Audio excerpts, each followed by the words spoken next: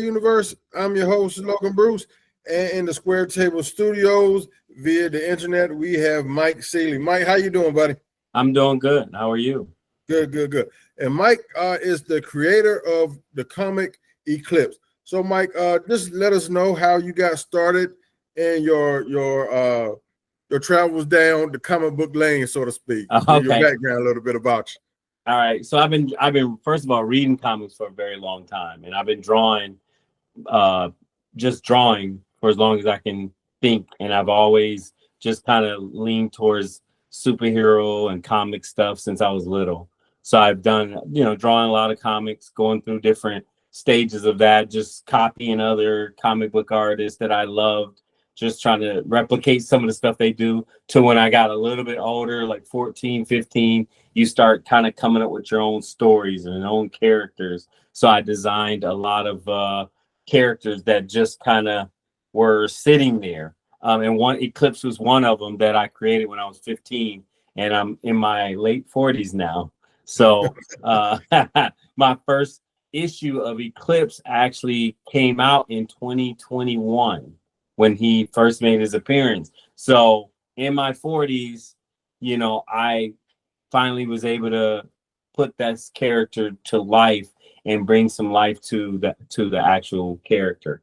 But in the process of creating when I was younger, to dabbling into some comics, because I actually went to a school in Detroit that was teaching comic book illustration, and one of the creators of oh man, she's what's her name?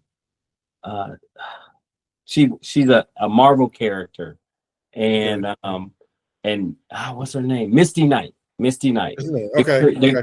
The creator of Misty Knight actually had a class that was teaching basics of comic, telling illustrations, art, kind of honing your skills. And I took a few classes of that. And actually the guys Milestone Comic guys had not started yet. So this tells you how long it is. Their Milestone didn't exist, but they were already working with DC. And so there was a funding thing that went on for some kids in Detroit that I got part of, that I got to meet all the Milestone Comic guys that created Static Shock and all this kind of stuff. And this is like when I was younger. I didn't even know how big it would become or how important those roles were, because all of them came out of Detroit kind of thing. So, right. and Arvell Jones is the one who did the class, and he's a old school black guy that worked for Marvel, worked for DC, and actually created Misty Knight, and did a long run in doing with Marvel Comics. So I had some tutelage done through there, but like most of the learning that I did is just repetition and drawing constantly kind of thing. So, oh wow, man, that's amazing, man. That's a long way. That's a long time to go from 15 to in your late 40s to bring this character to life. So you said you had some background with Marvel and DC. Can you tell us a little bit about that as well? Okay, so the quickest way to say, I would, for a long time, because I had family, have kids, so I got away from my art. So I went through a divorce and actually went to a therapist. Like it was great. And they said, do you draw? Do you do poetry? Do you write? What do you do?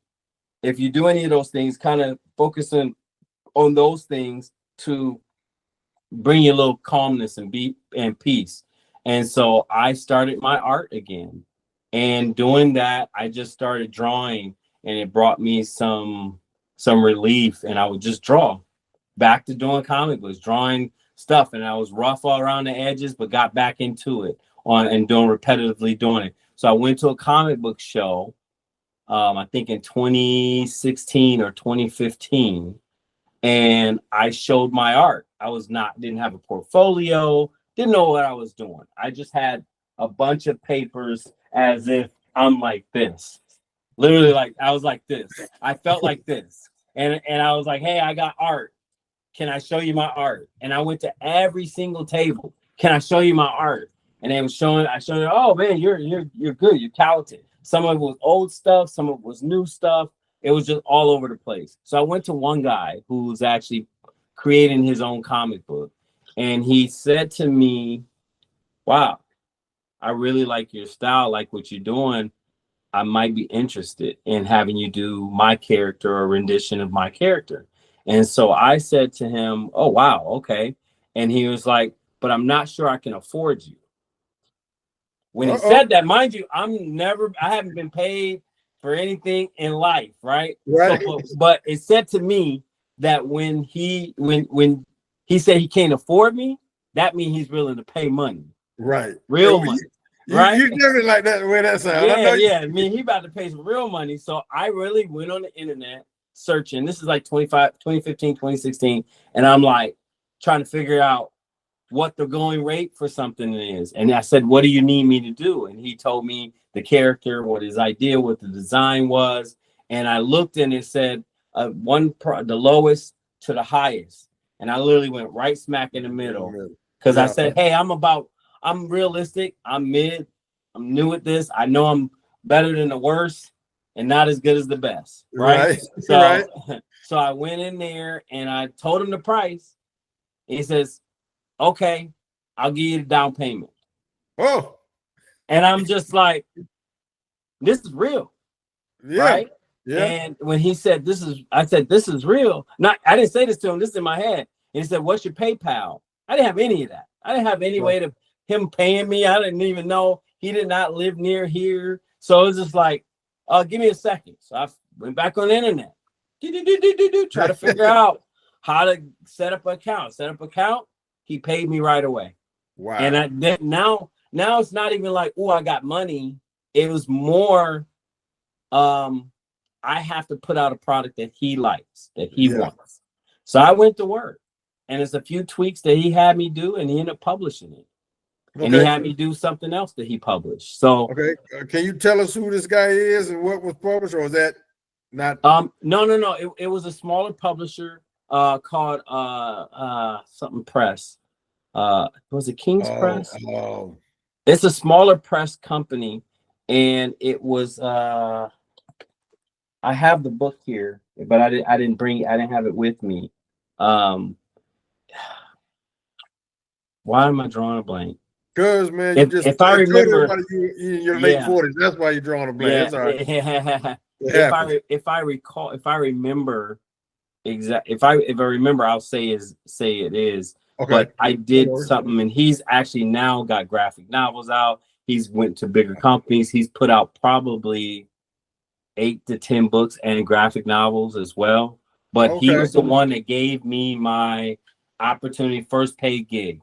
And so when I got my first paid gig, it made it like, wow, this is something I could actually at least do something on the side to make a little extra money. So I started just honing my skills. It wasn't about money, it was still therapy for me, because I did get a divorce, and we was trying to work things out, but I ended up getting a divorce. But it was my way of focusing on something that I felt like I can be good at. So I kept working at it and kept getting better and better and better. And so then I went to San Diego Comic-Con. And I went as just a guest, not as a, but as where you have to do a lottery to go to San Diego Comic-Con. Right. It's not like you can just buy a ticket like everywhere else. Yeah. Right. So I got in the lottery, and I got 3 days out of the 5 days that you can actually go. Right. So I went, and they have portfolio reviews. By then, I put together a packet. I did some research. I've gotten better as an artist. This is like probably 7 months later after that first gig. And I went to that show, showed my art, what I was doing, and I got interest from Upper Deck Comics. Upper Deck Card Company. The ones that used to make the NBA cards. Yeah. And so they had a contract with Marvel. And I did my first Marvel project, because Comic-Con was in July. And in September, they reached out to me. I thought they were just talking, blah, blah, blah, blah. Oh, your good work. Yeah. Let's take your information and we'll get back with you. Well, And didn't hear nothing. Then they sent me a thing and says, "Are you interested? And would you like to work on this Marvel Annuals?" And I said, "Absolutely." Yeah. So I did it and poured myself into it, and it came out pretty decent. But I still had a lot of growing to do, but it helped push me further. And so I got another paid gig, and then they sent me another one. And then I submitted to Topps, who has a contract to do Star Wars work. Okay. So they do Star Wars. I got that contract. I started doing stuff with doing sketch cards for Star Wars. I did an X-Files project. Some other little things that come up for different things. And so fast forward, I've now done many projects for Star Wars, with the Mandalorian to their Masterworks project to a bunch of, I did a Far From Home, Spider-Man stuff. I worked on Mandalorian, like I mentioned. So I've done a lot. And even this year, fast forward, because I still continue to do some professional work. Now I can go to Comic-Con for free, right, as a professional. I still feel like I got them somehow, because it's like a little imposter syndrome. Like, are you really supposed to be here? Or are they really calling you a professional now? But it's like, yeah, it's real, and I'm excited to be part of it. It's a great outlet. It's not always about the money, but it's being able to create and see something that you've done, kind of thing. And just like, here's a cover. Okay. Something I did. You did that. Okay. Oh, wow, I drew man, this. Yeah. That is amazing. So I drew that. I just show you the cover that I did, and then some other stuff that I did. And I got a try to have some range in it, because I actually paint as well. Okay. Like art paint kind of stuff. I have a painting here. Yeah, let's see it. Okay. Oh man. That's amazing.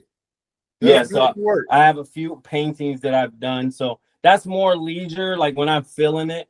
And it just taps into my art, because I think art is it's not just one category. It's being creative. I feel like it comes out in so many ways, even my cooking to painting to drawing. It just comes out in different way. Even how you put yourself together, it's a little bit of art in all of that kind of thing. So I got with a writer to get to Eclipse, because he was like, "Hey man, you should do your creations," because we talked about it, because I talk passionately about these characters I created. I have a whole world that I've created, but most of them I created when I was 14, 15, and 16. And I've tweaked the characters. All the characters I've tweaked, because life teaches you differently. Life gives you experience with other people and how personalities are. When you're younger, you're just like, I want to have these powers. I want to fly. I want to do this. And it's less, what's the human behind it? I got you. That makes sense. That makes sense. I want to circle back around to something that you said earlier. You said you honed your skills and got better.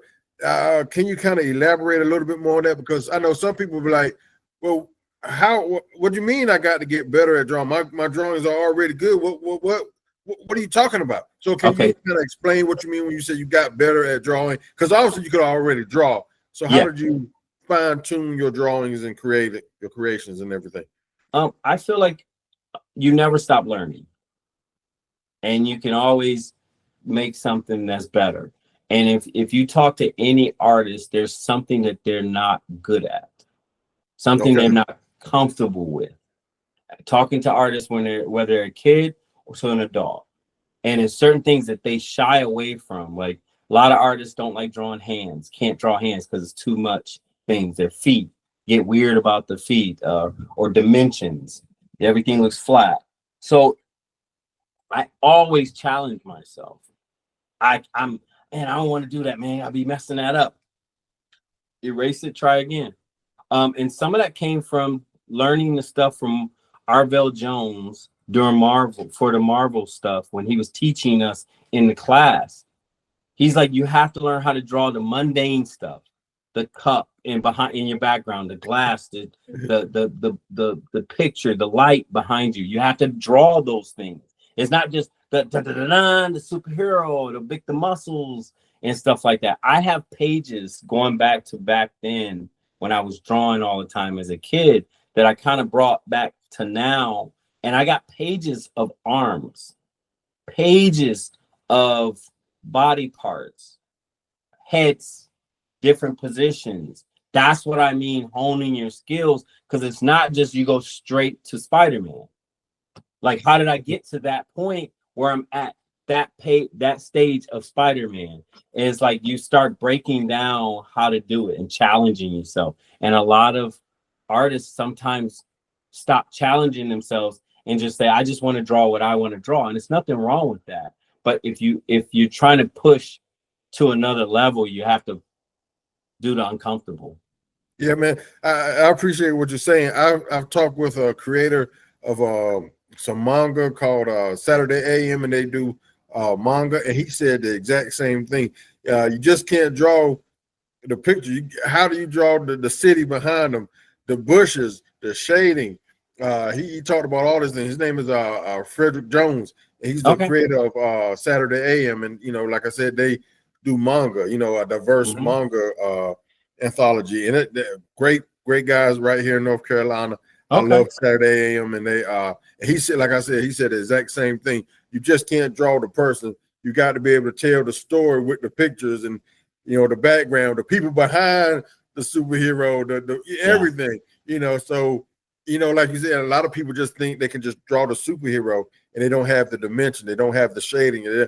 So I mean, so you saying that, him saying that confirms exactly that you have to have more than just that superhero. And you got to have the back. You got to be able to tell the story. Yes, being able to tell the story, and I'm still learning that. I work with a writer on my Eclipse comic, and I have ideas. I know my characters. I know their personalities. What that makes them angry? What do they like to taste? What's their favorite food? I know what they want, kind of thing. Yeah. But he helps me put it down, and it's like elements that you would never read in a comic book, but I know about my characters that much because it dictates how they're going to do something in the story, right? If he's got villain tendencies or going to cut corners, that plays into certain things that come out in the story. And like a writer will write something and you go, no, that's not my character. He would never do that. And you can tell him why he can't do that. And so when you work with a writer, and they want to go, oh, I want to do this to the character. No, he doesn't do that. It's not him. He's kind of upstanding. It's like making Captain America walk into a grocery store and grab a candy bar. He wouldn't do it. Wrong character. Deadpool would. You know what I mean? So you got to know who the character is. And I took time to actually hone and get to know each one of those characters. And that's what comes out in my story. And I don't know if you got a chance to look over it or read it yet. I did. I was able to read the first issue of it. Mm-hmm. And I love it, man. I mean, I was drawn into it because I don't want to give anything away for anybody who hasn't read it. But when I started reading, the first thing I was like, wait a minute. Now I want to know what happened back then. What was that about? Okay.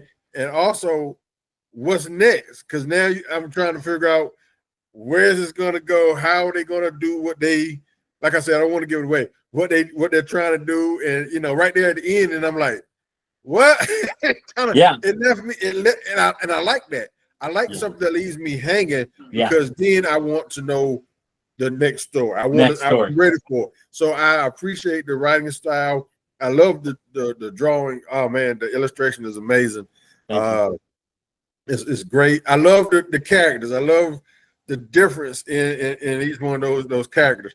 So man, I believe you got something beautiful in your hands here. Thank you. It's great. Like the key, because you said the characters. You mentioned something because I feel like you're only as good as who you're around. Okay. And so in that story, there's diversity, and my diversity doesn't mean it's just black, right? Because my main character is Polynesian from Hawaii, born and raised. He's about his islands. You actually don't hear him say but one word in the whole book. But you learned about him. You learned his powers. You knew everything. You knew what the hell who everybody was looking for. But you got to know these other characters that are in search without giving it away. But those characters, one of they're an Irish character that speaks Irish. There's little things where you actually the Irish guy says words that are Irish that you have to go and look down and say, what did that mean? But you look down at the asterisk and you go, oh, this is it. Because I did research on what somebody that was from Ireland would actually say. I have two black characters in it, and you can get where they're from and there's little things that give away who they are, what they're from, what part of America they're from, and you get to know a little bit more with all these different characters, and all of that hones in because you're getting ready to read issue 2 because issue 2 is out, and I sent you issue 2. So when you get to read issue 2, if you notice, everybody else was talking about Eclipse. Who was Eclipse? What everybody thinks of who Eclipse is. Issue 2 is more intimate, whereas now you get to know who he is, how he feels, what's his personality, what's his emotional background, what motivates him. You get to see who that person is, and because he's Hawaiian from the Hawaiian Islands, you'll see he'll say words. His girlfriend's actually in it. There's words I actually have, and when you turn to the first page, when you open the first page of the book, it has key words that are Hawaiian specific to what they use, right? That so you can go, okay, what did he just say? Oh, that's what he means. Oh, they use that because of that, and it's not just aloha and mahalo and all the words everybody else knows. I kind of get into a little depth, and so. The first thing, it takes research, and I watched a lot of YouTube videos on when they use certain languages. Like if you go down south and they say howdy, or you go to the hood and say what's up, son. We know what that means, but somebody else coming in, they have to kind of understand what that means. Certain things, terms and terminology that's used in New York City, certain terms that's used in the Carolinas. So other people are like, I don't know what that means, but you kind of still want that authenticity. You know they from the Carolinas because they didn't park this and they eating on some of this, and you know what's up, right? So the same thing plays into Hawaii. So I actually have a lawyer that I've been collabing with that lives in Hawaii. She's born and raised in Hawaii. She's half black and half Polynesian. But I sent it to her, and so she went to public school in Hawaii. I sent it to her and says, this is what I want to say. This is what I want to do. All the stories written, I said, I need you to critique it. If you are reading it yourself, I need you to critique it and say, would you say it or would you not say it? Right? So she read through it and she was like, I'm just impressed that you did so much. And she tweaked a few things. She said, I like how you use this, but we actually would say this. And I was like, when I'm going to say what you're going to say. So I'm actually educating you without beating it over your head, where you're like intrigued by what's going on with it. Man, that's amazing. And I was when I noticed that one of the characters was Irish, that's the first thing I thought. I said, now I wonder if he's going to use Irish words for this character. And when I read him, I was like, okay, he did it. He used the words. I loved it. And the funny thing is, I mean, I really can't do this, but I tried it when I was reading it for that character. I tried to do it in an Irish accent. To see something. I was trying to do it, and but like I said, I really can't do an Irish accent. But I was trying. So I and that when you do that, when you're reading a book, comic book, any kind of book, and it has different characters, when you can immerse yourself that way and try to because that character brings out that in you when you're trying to read it in their accent or their tongue. Hey man, that's beautiful, and that's what makes the real good story. It makes people engaged with it and can relate to it, especially if you are Irish. Because if you're Irish and you're reading this and he's talking like he's from I don't know, New Jersey or Jamaica or any place else, they're gonna be like, well, this isn't right. So the fact that you put that research in there, or you did your research and put that in there, shows your passion for, and the belief that this is something great.